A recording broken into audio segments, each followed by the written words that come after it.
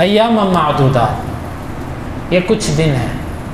تسلی دی کہ یہ جو تم پر روزے فرض کیے گئے ہیں یہ سال بھر کے لیے نہیں ہیں، زندگی بھر کے لیے نہیں ہیں، بلکہ یہ چند دن ہیں۔ اس سے انسان کو ایک تسلی ملتی ہے کہ بھئی چند دن ہیں۔ ایک طرف تو تسلی ہے اور دوسری طرف احساس بھی دلایا جا رہا ہے۔ جس طرح بندہ کسی کو کہتا ہے نا کہ یار تھوڑے سے تو دن ہیں، چلو برداشت کر لو، مطلب یہ دن ایسے ہیں کہ اس میں آپ نہ کھانا نہ پینا نہ سونا نہ دنیا کا کاروبار، کوئی بھی چیز آپ کی اس طریقے سے نہیں ہو پائے گی جس طرح آپ عام دنوں میں کرتے ہیں۔ کھانا پینا اس طرح نہیں ہے، نیند اس طرح نہیں ہوتی۔ جو روزے رکھتے ہیں، رات کو قیام کرتے ہیں اور صبح سحری کے لیے اٹھ جاتے ہیں، کہاں رات کی نیند پوری ہوتی؟ اور صبح کی نیند بھی کچھ لوگوں کو تو ملتی ہے لیکن کئیوں کو نہیں بھی ملتی۔ تو اس میں نیند، کھانا پینا، کاروبار تک عام دنوں کی طرح نہیں ہو سکے گا۔ تو اس میں ایک اعتبار سے لوگوں کو ترغیب بھی دلائی جا رہی ہے کہ جس طرح کوئی بندہ کہے یار میں سو نہیں پا رہا، میرا سے کاروبار پر توجہ نہیں دی جا رہی، بندہ کہتا ہے یار چند دن تو ہیں، چلو پھر معمول پہ آ جانا۔ تو یہ ایک قسم کی ایک تسلی بھی ہے۔ ایام معدودات، تسلی اس طرح ہے کہ تھوڑے سے تو دن ہیں، اور دوسرے اعتبار سے ترغیب بھی ہے کہ ان دنوں کو اچھے طریقے سے گزارو۔ کوئی بات نہیں تمہاری نیند پوری نہیں ہوتی، کھانا پینا پورا نہیں ہوتا، کاروبار پر پوری توجہ نہیں ہوتی، کوئی بات نہیں، کیونکہ یہ تھوڑے سے تو دن ہیں۔ ایام معدودات فمن کان منکم مریضا او علی سفر، بس جو کوئی تم میں سے بیمار ہے۔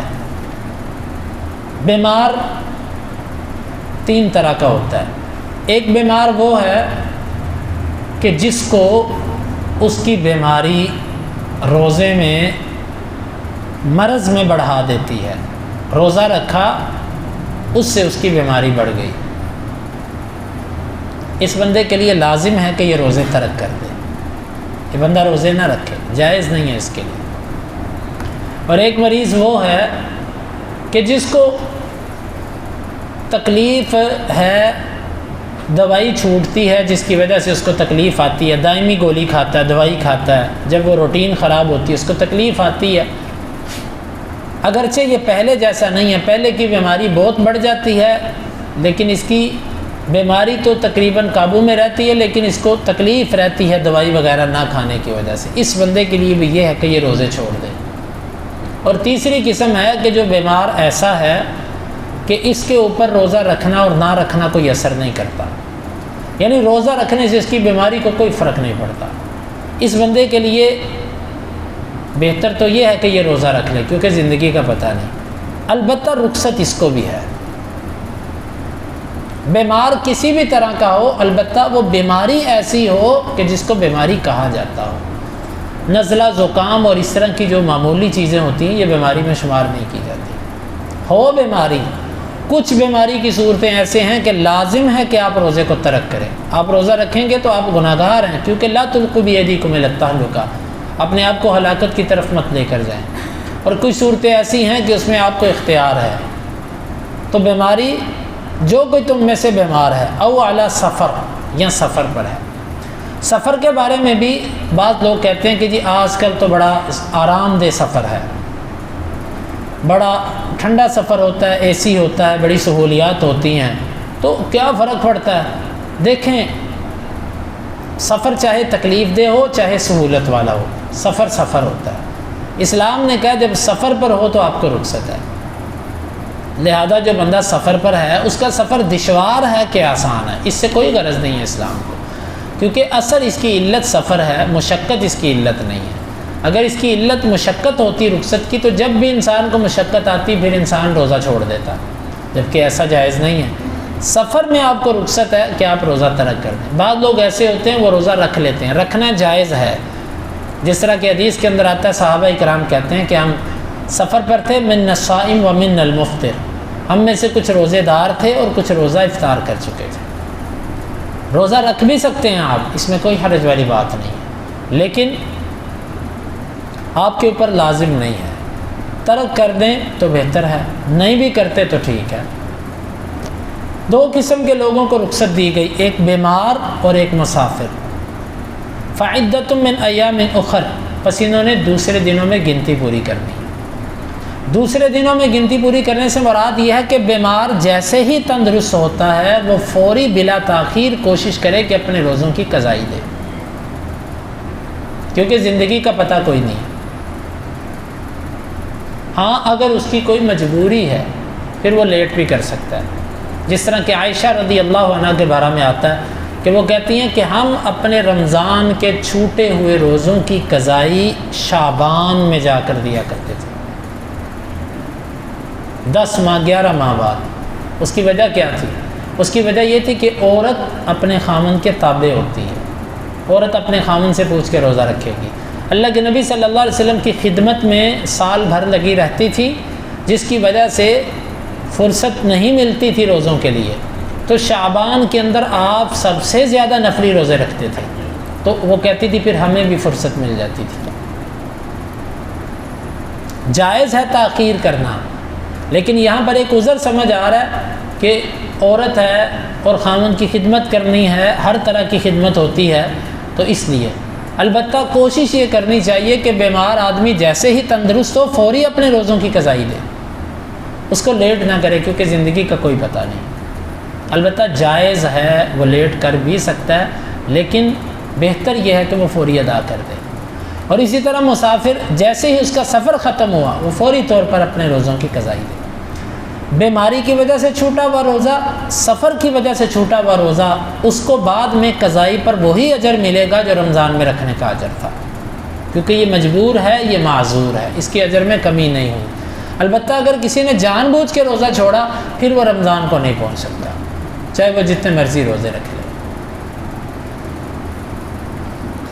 فعدۃ من ایام اخر، پس یہ گنتی پوری کرنی ہے دوسرے دنوں میں۔ پھر بیمار، اگر تو وہ دائمی بیمار ہے، ایسا بیمار ہے کہ جس کی صحت یابی کے لیے امید نہیں کی جا سکتی، کینسر جیسی یا ایسی بیماریاں جس کے بارے میں معاشرے میں یہ بات معروف ہے کہ ایسا مریض بچتا نہیں ہے، بڑھاپا بھی ہے، بیماری بھی موذی ہے، تو ایسا بندہ پھر مسکین کو کھانا کھلا دے روزانہ کا۔ انشاءاللہ اس مسئلے کو ہم بعد میں اس پر گفتگو کریں گے۔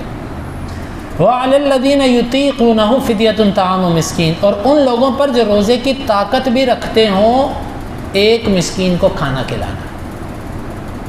اصل میں یہ شروع اسلام کے اندر تھا۔ شروع اسلام میں کیا تھا؟ شروع اسلام میں یہ تھا کہ روزہ، رمضان کے روزے فرض نہیں کیے گئے تھے، بلکہ اختیاری طور پر اتارے گئے تھے کہ تم میں سے جو چاہے رمضان کے روزے رکھے اور جو چاہے وہ نہ رکھے، لیکن جو نہ رکھے وہ اپنی جگہ روزانہ ایک مسکین کو کھانا کھلا دے۔ ہاں جو ایک سے زیادہ کو کھلا دے وہ بہتر ہے، البتہ جو روزہ رکھے وہ اس سے بہتر ہے۔ روزہ رکھنا بہتر ہے لیکن فرض نہیں تھا، بہتر تھا۔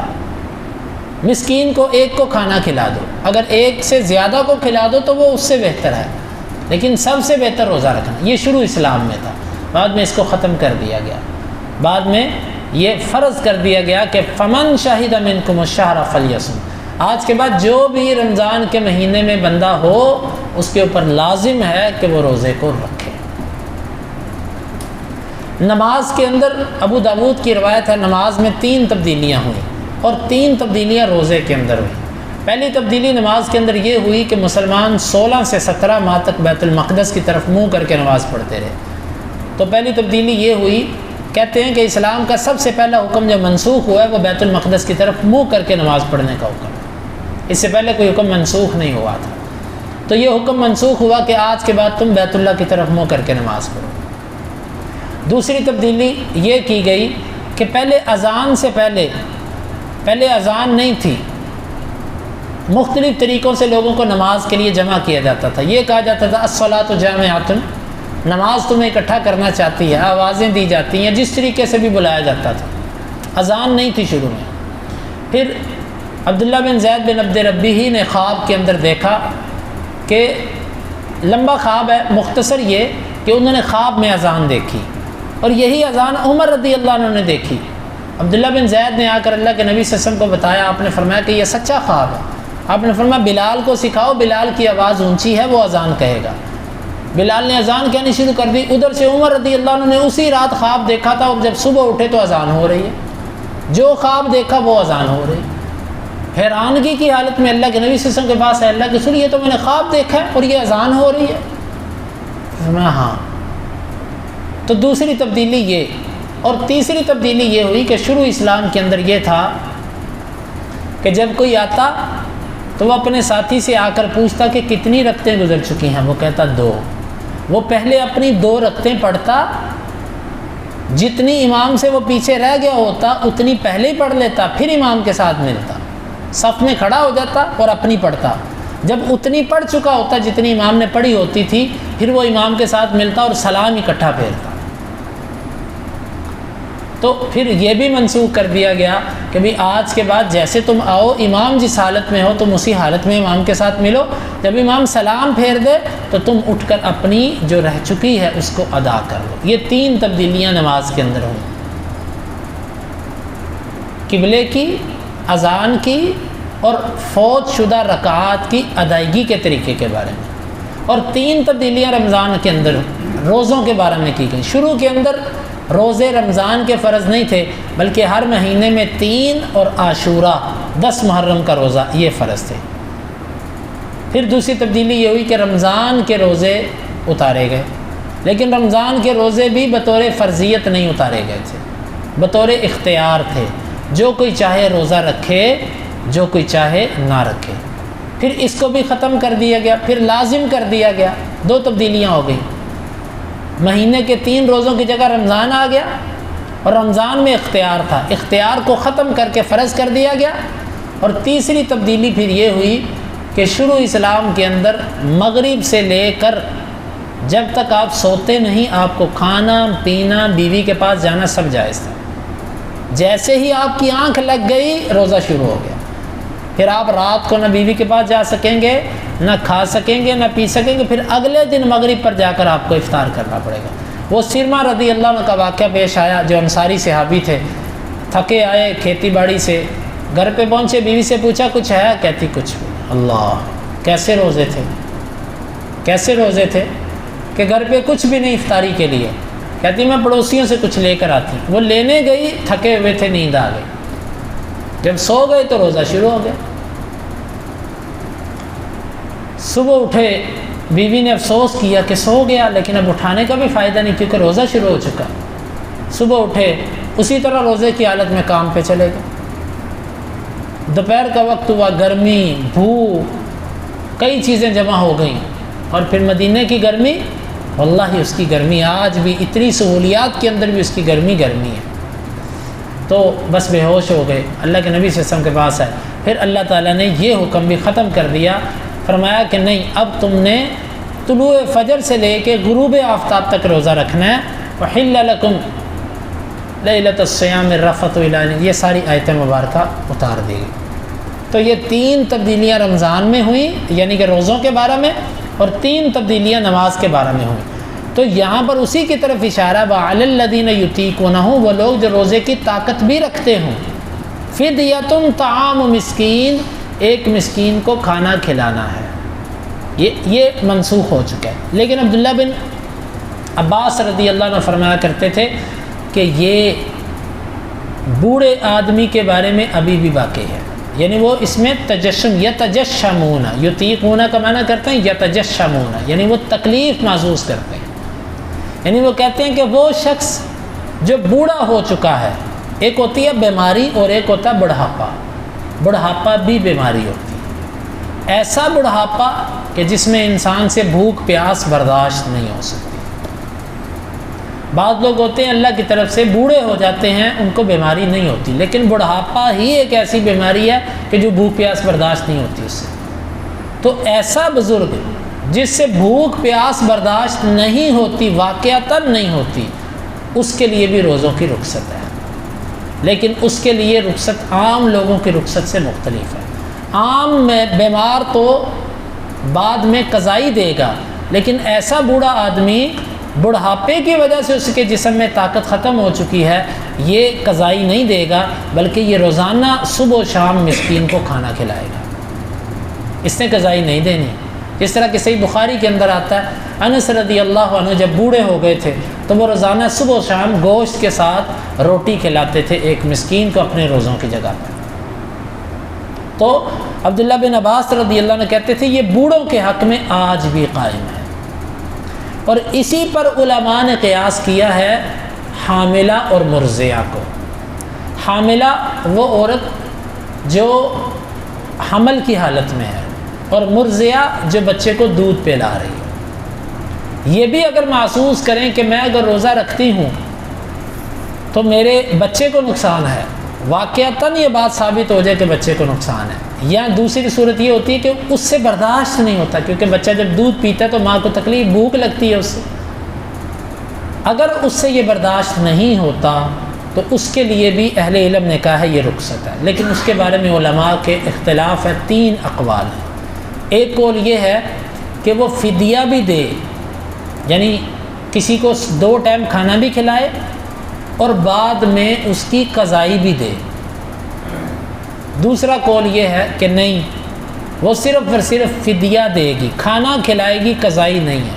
اور تیسرا قول یہ ہے کہ وہ قضائی دے گی، کھانا نہیں کھلانا کسی نے۔ 3 اقوال ہیں علماء کے۔ انشاءاللہ اس پر ہم راجح جو ہے، وہ راجح جو ہمیں معلوم ہوتا ہے، اللہ تعالیٰ بہتر جانتا ہے، وہ یہی ہے کہ وہ قضائی دے گی۔ البتہ اگر وہ ایسی کیفیت میں وہ یہ سمجھتی ہے کہ میرے اوپر دن ہی نہیں آئیں گے، یا میں حاملہ ہوں یا میں مرضع ہوں، نہیں سمجھے آپ، یعنی حمل کی حالت میں ہوتی ہے، حمل سے فارغ ہوتی ہے تو بچے کو دودھ پلا رہی ہوتی ہے، دودھ پلاتی ہوتی ہے تو پھر حاملہ ہو جاتی ہے۔ ایسی عورت، جوان عورت جو ان مراحل سے گزر رہی ہے، پھر وہ کسی کو کھانا ہی کھلا دے، کیونکہ اس کے اوپر ایسے دن نہیں آئیں گے کہ جس میں اس کو رخصت ملے، تو وہ پھر کھانا۔ لیکن اگر اس کو پتہ ہے کہ میں نے وقفہ کرنا ہے، میرا جلدی یہ معاملہ نہیں ہے، پھر اس کے لیے بہتر یہ ہے کہ وہ قضائی دے، کیونکہ روزوں کی قضائی سے جو فائدہ حاصل ہوتا ہے نا، اللہ نے فرمایا وَأَن تَصُومُوا خَيْرٌ لَكُمْ، تم روزہ رکھو یہ تمہارے لیے بہتر ہے۔ روزوں سے جو فوائد حاصل ہوتے ہیں وہ مسکین کو کھانا کھلانے سے حاصل نہیں ہوتے۔ جو روحانیت، جو ایمانی فوائد روزے سے ملتے ہیں وہ کسی اور چیز سے نہیں ملتے۔ فَمَن تَطَوَّعَ خَيْرًا، یہ بات ہے کہ ایک مسکین کو کھانا کھلانا، لیکن جو بندہ ایک سے زیادہ کو کھلا دے تو یہ بہتر ہے، تمہیں اجر ہی زیادہ ملے گا جتنے زیادہ کو کھلا دو گے۔ فَهُوَ خَيْرٌ لَهُ، پس یہ اس کے لیے بہتر ہے۔ وَأَن تَصُومُوا خَيْرٌ لَكُمْ، اور لیکن یہ کہ تم روزہ رکھ لو تو یہ اس سے بہتر ہے۔ روزہ رکھنا کھانا کھلانے سے بہتر ہے، کیونکہ اس سے بڑے فوائد تمہیں ملیں گے، اور واقعتاً روزے کے روحانی اور ایمانی اور جسمانی فوائد جو ہیں، ہمیں کاش کہ اس کا پتہ چل جائے تو لوگ کبھی بھی روزہ نہ چھوڑیں۔ وَأَن تَصُومُوا خَيْرٌ لَكُمْ إِن كُنتُمْ تَعْلَمُونَ، اگر تم جان لو، اگر تم جان لو کہ اس میں کیا خیر ہے، اللہ کی کتنی خوشنودی ہے، اللہ کی کتنی رضا ہے روزے سے، تو تم کبھی بھی اس کو نہ چھوڑو۔ اللہ رب العالمین سے دعا ہے اللہ تعالی ہمیں اس آیت مبارکہ کو سمجھنے کی اور عمل کی توفیق عطا فرمائے۔